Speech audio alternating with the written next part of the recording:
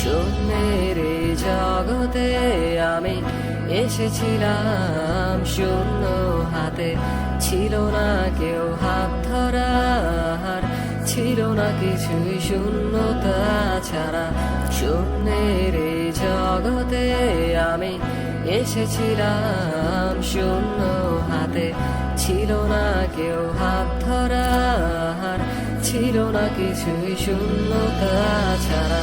পথ ধারে দাঁড়িয়েছি আমি, পাইনি কিছুই তিরস্কার ছাড়া।